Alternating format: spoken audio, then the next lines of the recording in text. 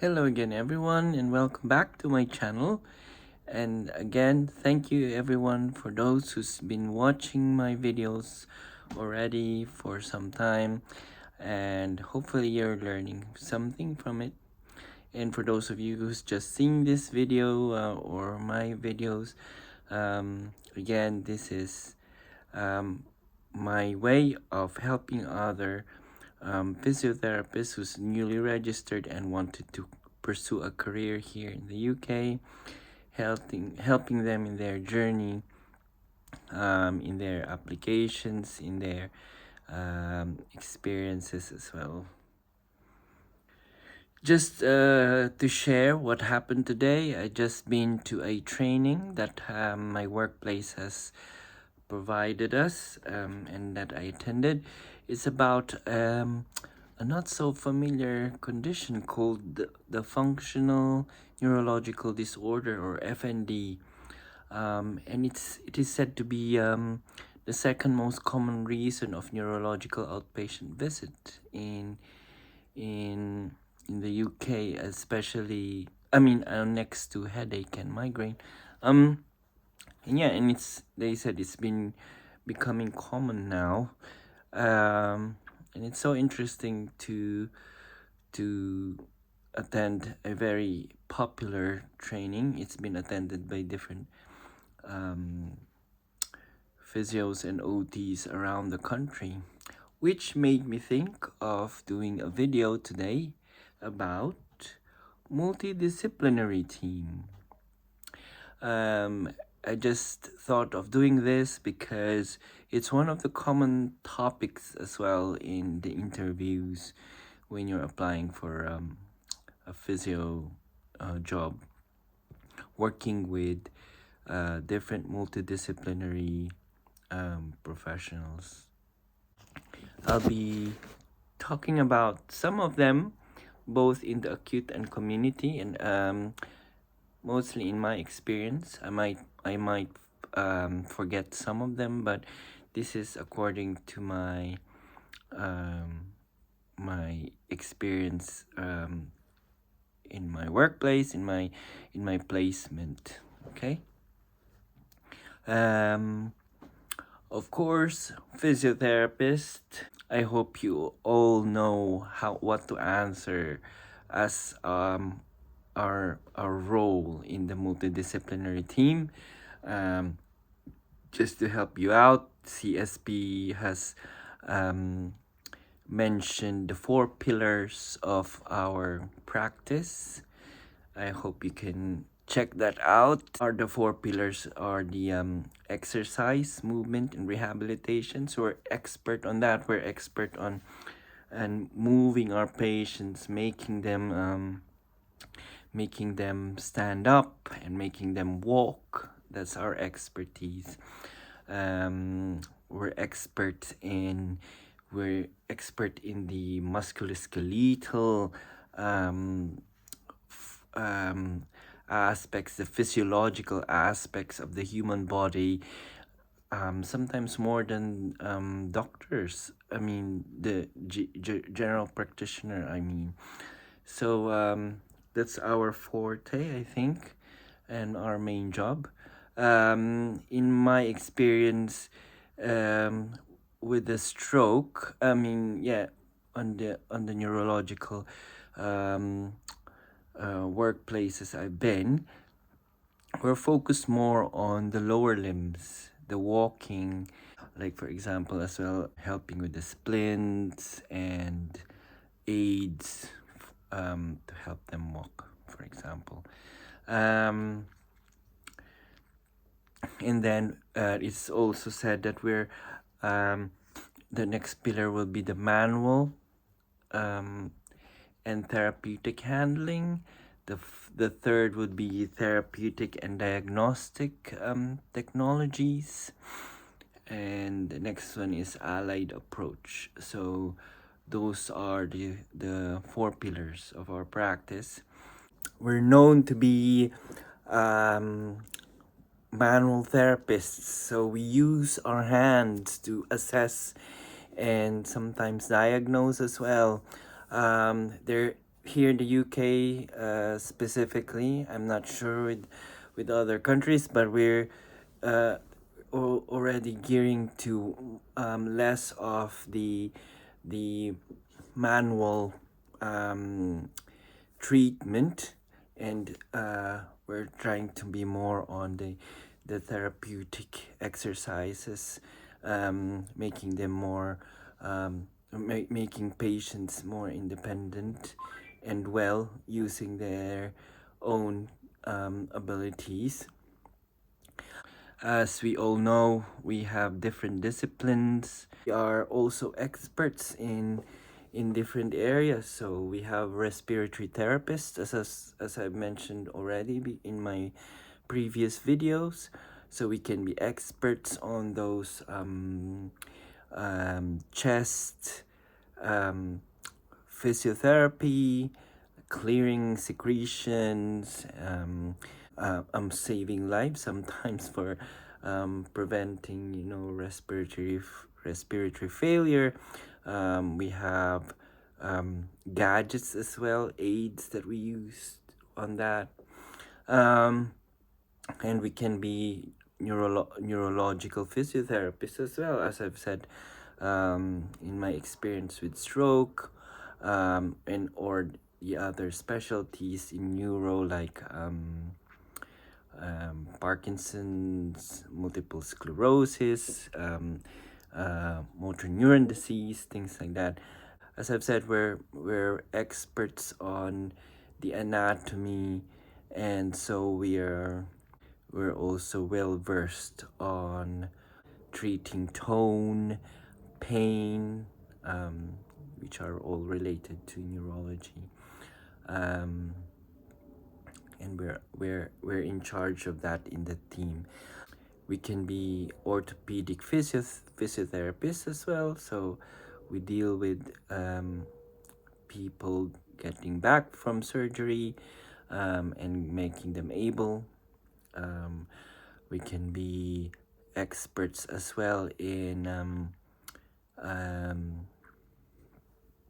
one other discipline that we are commonly involved in is the musculoskeletal, wherein where we can be sometimes able to make differential diagnosis, and sometimes on the spot diagnosing them with our special tests, and palpation, things like that, and treating with our exercises. So, and then we have other like areas such as the palliative care, the elderly. We have the pediatrics as well, but it's all just involving other specific areas like the respiratory, neurology, and MSK. But those are the main ones that we are known to be experts on. Talk about the role of an occupational therapist this time. So, occupational therapist, I don't know. I know that this was one of the professions that we have in my university before, but I wasn't familiar of how to work with occupational therapists until I came to the UK and work in a rehab setting. But yeah, you usually work with an OT. So the word occupational therapist, so they're mainly the professional responsible for the functional tasks of patients. So like going back to working specifically with ADLs, working with home adaptations, equipments needed to make them function better at home. So like, yeah, working on functional tasks like washing and dressing, preparing meals. In my work before in stroke, they even deal with like finances, like dealing with money, and shopping, things like that. Yeah, so they deal more on functional tasks, and more specifically they deal with hand function. So for example, the hand is affected. um, uh, they usually have hand exercises, handwriting exercises, for example, and other specific hand exercises to strengthen, to stretch, things like that. In my team, they are also dealing with splints, but as I've in the acute stroke unit, any of us can be doing this, physio or OT. Hand splints. They also deal with, like for example, the sitting assessment of a patient. If they're more, if they're, for example, a patient needs um, long periods of in sitting position, so they're the one um, assessing and prescribing the things they need on that. Um, they also deal with cognition. So when I worked in stroke, they were dealing with like executive functioning, decision making, memory, things like that. Only on the basic tasks. Again, if they really need referral, they will be referring them on to, for example, a psychologist or a psychiatrist, or counseling, for example. And then they also deal with vision as well. In when I was working in stroke, they were the one dealing with vision problems and their coping strategies for that. And then we come to the next part of the MDT, which is the speech and language therapist. Speech and language. So they're dealing with speech, production of speech, and communication with patients. And so also they deal with the swallowing.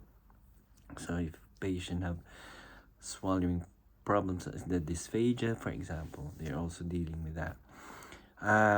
Production of speech. So for example, is dysarthria, or it's aphasia. So they deal with exercises of the mouth as well, and how to produce vocal sounds. So they also like deal with phonetics. They have sometimes use different aids to communicate. So they have communication book they do for patients, so they can communicate. And again, about communication, sometimes it's the processing of your thoughts to be able to like read or verbalize. They deal with like word finding, for example, or linking of objects, so tasks like that. They also deal with those kind of things. Again, those professionals that I mentioned already can be both in the community and in acute. Okay. The next one would be the same. So the nurses. So they said that nurses are the most taken for granted member of the MDT.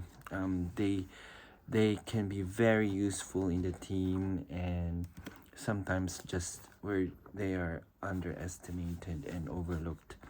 But yeah, they're very helpful in other ways in with our work as well. But mainly, of course, they have duties assisting the patients and with their medical needs. For example, of course, administering medication, doing like assisting patients in their personal care, doing dressings, for example, or if they have like they're in a specialized unit, they'll be in ventilation, for example, or tracheostomy. They'll be the one monitoring those things, the obs, the catheter, the urine output, and things like that. And yeah, they have specialties as well, so it depends on what ward they are in the acute setting and in the community. So in the community, for example, they have nurses like the respiratory specialists. They deal with the oxygen prescription. We have diabetic nurses, we have incontinence care, we have the district nurses that deals with like general nursing needs, for example, administering medication, injections, or administering controlled drugs, for example. Tissue viability nurse, for example, those who have surgical wounds or pressure sores. They have palliative nurses as well, and like specialist nurses, for example, Parkinson's nurse or MS nurse, for example. And yeah, so those could be nurses that you'll encounter in the community as well, depending on what team you have. Just to take note that especially in the hospitals, in the acute setting, we now have nursing associates here in the UK. So they're kind of nurses as well, but they have limitations on their on the jobs that they can do. For example, as I understand, they cannot lead on administering controlled drugs, for example. They can be a witness, but they cannot lead on the administration of that. And then we have another part of the multidisciplinary team. We have the pharmacists. So very common in the acute setting and in the community as well, that we involve the pharmacists with the patient's medications. Here in the UK, they're very particular now of the effects of medications with patients, like causing falls. So you have this polypharmacy that they need to be dealt with. So they are experts in this, and they can review medications and make recommendations, and like pain management as well. So sometimes this can be overlooked, and they can give recommendations on this as well. So we have the next one, which is the dietitian. Again, for both acute and community, often our patients would have problems with their diet, weight loss, unknown weight loss, or even problem with weight loss. So we usually refer them to the dietitian. When referring to them, they're usually specific on some measurements. So, for example, the weight, the BMI, those sort of things. And then the next one would be a very vital part of the MDT, which will be the nurse assistants and the rehab assistants.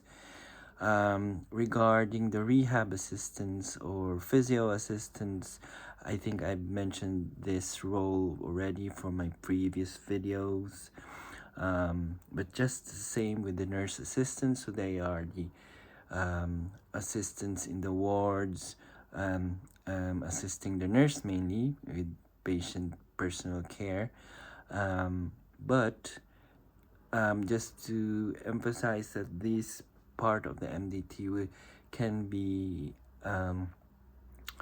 your assistance in, for example, if you need another pair of hand for your session, or delegating some things for your patient things you require them to do. For example, just walking to the toilet with this frame, or using a particular splint, for example, when they're mobilizing, things like that. And then we come to another important part of the MDT, which are the doctors. And I'll be talking of different doctors as well in the team. So in the community, we have what we call the general practitioner, or the GP here in the UK. So they're like the doctors that are in the community, or called the primary care, which are like coordinating all the care of the people in the community. So for example, their discharge home, the things they need, referrals, or their repeat prescription of medication, or just dealing with simple advice, for example, blood pressure, or a need for something with diarrhea, for example. The ones that they call will be the GP. And we also liaise with the GPs regarding our patients' care in the community. Okay, but in hospitals they are different. So we have consultants, and in like in different specialities as well. For example, the respiratory, or the orthopedics, or the geriatrician, or surgeons, for example. Okay, so we have those in the hospital, which we sometimes liaise and discuss things about our patients, and yeah, regarding their care, and what if we have recommendations. So those are the main ones that we deal with. Some of them that you might encounter in hospitals and even in the community will be like the social workers, especially with social issues that we deal in the community, or even with the hospital before they get discharged. You might encounter them as well, or discuss things with them, especially their home setup and the package of care and where they're heading to. Yeah, in hospitals you might be dealing as well with paramedics, phlebotomists, radiologists, psychologists. By the way, in the community we might, as I've said before, cognition is OT deals with that, but we sometimes refer to here in the UK we refer to like talking therapies, or the psychologists. For those in hospital as well, in the orthopedics, we also have the orthotist, who's dealing with the braces and the splints. And just to reiterate, this was part of the suggestion in my coaching before, that please include the family in the MDT. So it's like the team that you work with for the care of your patient. You can use the family in delegation as well, so handing over exercises, or just simply using them to motivate your patient, or consult about their care. Okay, hope that helps.